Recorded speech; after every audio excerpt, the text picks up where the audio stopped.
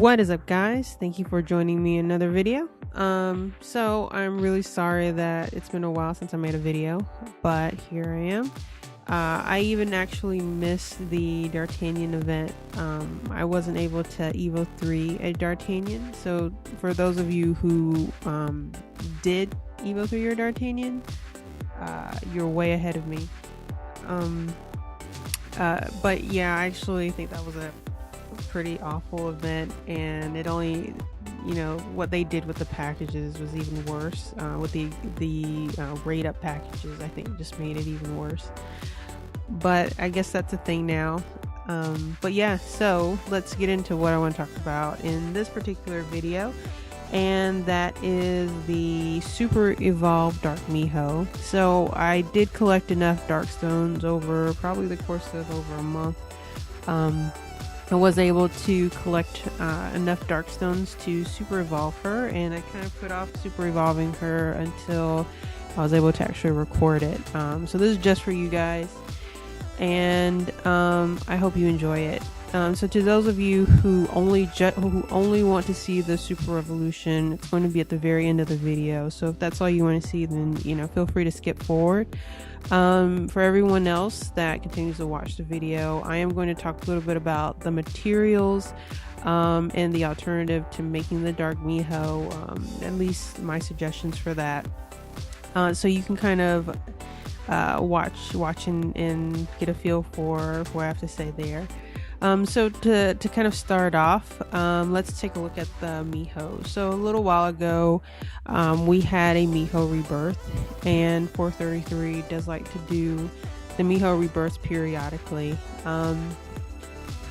She's probably one of the more sought after rebirths for the dark one in particular, because we don't have a whole lot of HP aggressors, and HP aggressors are really nice to have. They can take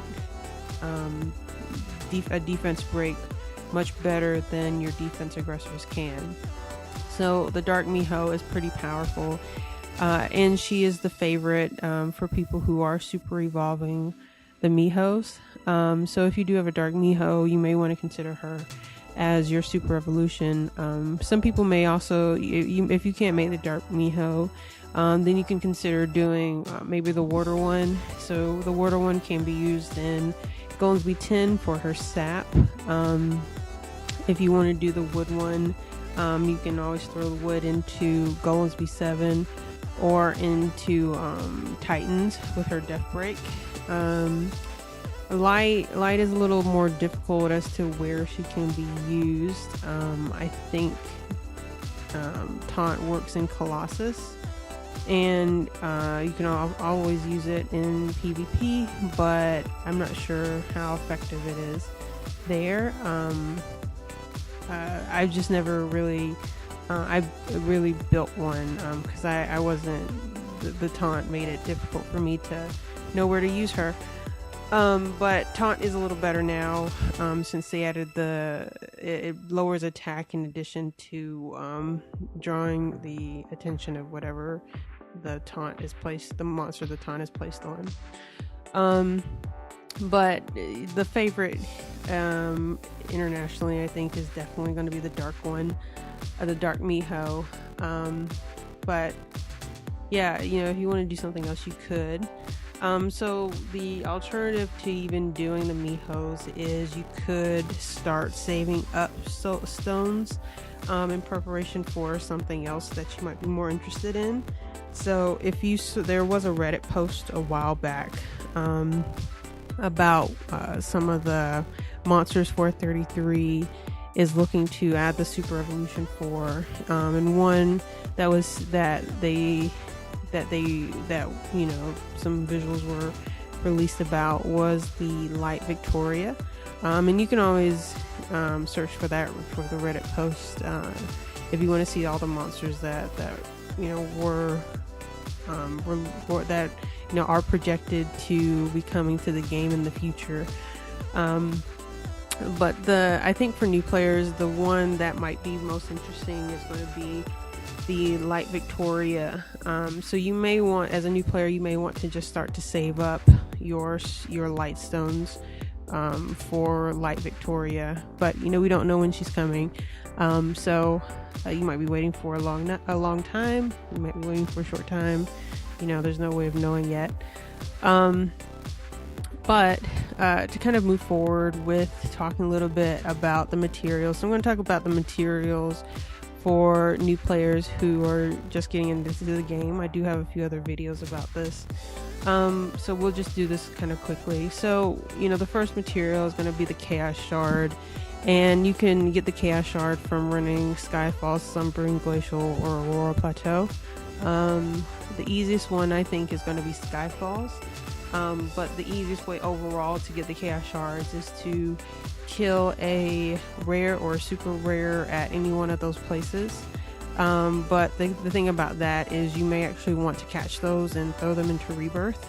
So if you can't do that, then the next step is going to be to attack the boss. So you might have to manual the boss. I do have a video with an old team that I was using to auto the boss. My team has changed a little bit since then. But yeah, so Skyfalls I think is the easiest boss for me at least to run. And if you're running the Skyfalls boss, you can kind of you can also pick up the next material that I want to talk about, which is the Crimson Scale. So that only drops at Skyfalls Extreme. So if you're running the Extreme boss, yeah, you also have the chance of getting the Crimson Scale.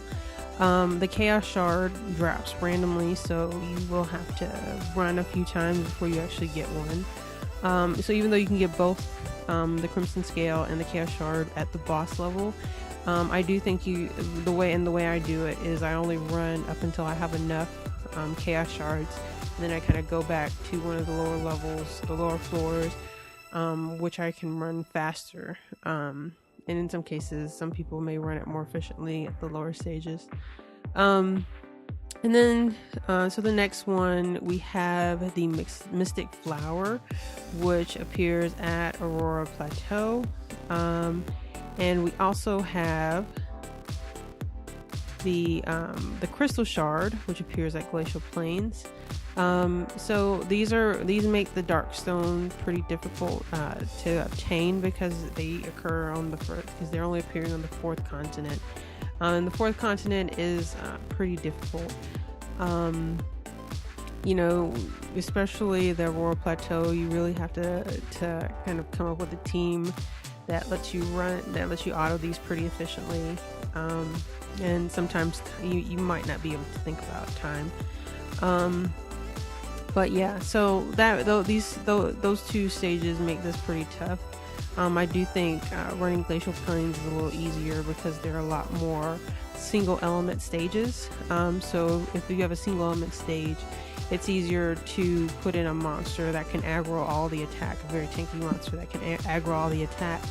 You can put all of your other monsters on nothing but attack gems.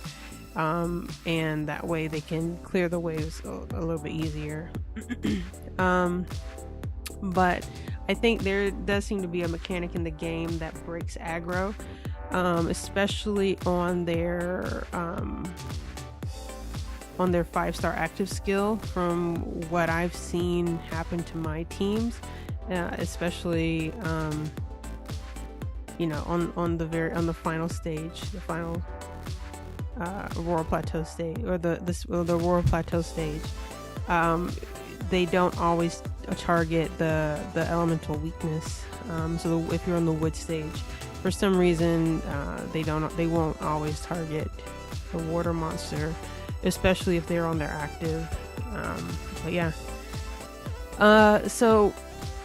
yeah, that's a thing.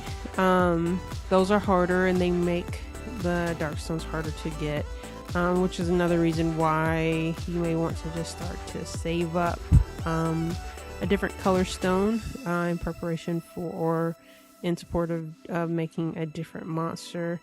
But I think new players can probably start saving the light stones pretty easily, or you can just save up the other materials and try and wait till you are able to run the 4th continent. The decision is kind of, to you guys. I do think Glacial Plains is a little easier because there are a lot more single elements there. But yeah, so the final materials are going to come from Star Sanctuary, and everyone has a pretty easy time of, not easy, but you know, you get to Star Sanctuary pretty quickly. So you can get the Curious Metal Shard, and also the Strange Contraption from Star Sanctuary Extreme Modes. And you just run them. We just have the Light Jack event. If you're having trouble getting through that, you can throw your Light Jack and maybe your Light Victoria in, and it should really help get you through that stage. But yeah, so guys, that is all I have to say for the materials, at least. And I will get into my super evolution of the Dark Miho. So I am going to super evolve. I'm going to be a little different than everyone else. I'm going to super evolve the non-variant Dark Miho. I actually like the color scheme a little bit more on the regular Miho, at least. I do like the variant color scheme on the super evolved Dark Miho, but I like the more vibrant colors. I never understood why the variants tend to be more washed out color wise, but yeah, so without further ado, I'm going to get into that, and I'll sign off now and say thank you guys for watching. Hope you enjoyed the video, and I will see you next time.